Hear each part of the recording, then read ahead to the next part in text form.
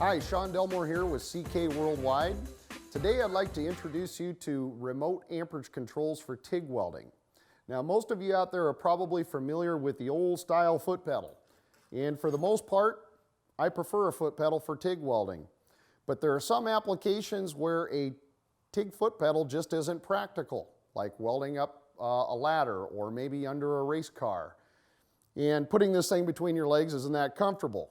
So remote amperage controls were developed for use when a foot control just wasn't practical for TIG welding. Now, a remote amperage control, for purposes of demonstration, I've done some cutaways here to talk a little bit about the features and benefits of each amperage control. One of the biggest features of this amperage control is the shielded cable. High frequency can be a killer when it comes to remote amperage controls because the size of the potentiometer inside these controls is much smaller than the size of the potentiometer in a foot pedal.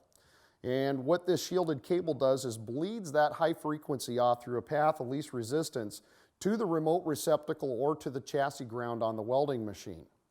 Now, the oldest version of the remote amperage control is the linear slide. And what a remote control does is exactly like a foot pedal. It initiates the contactor on the welding machine, initiates the gas solenoid on the welding machine, and then gives you full range control based on where you preset the amperage on the welding machine.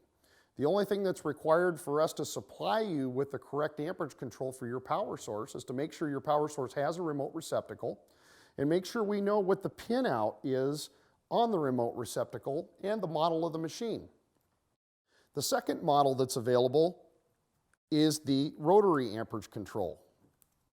Now, the rotary amperage control was introduced just a few years ago, and it's more like a tank track where the actuation can be held from either side, either right or left-handed. This control actually comes with 3 sets of cover plates. One that you see located here, which gives you operation from both sides of the control. There's also a left-handed faceplate and a right-handed faceplate. The third amperage control is our newest wheel amperage control. Now, the wheel amperage control comes standard out of the box, just like this, with the correct potentiometer rated for the power source of choice.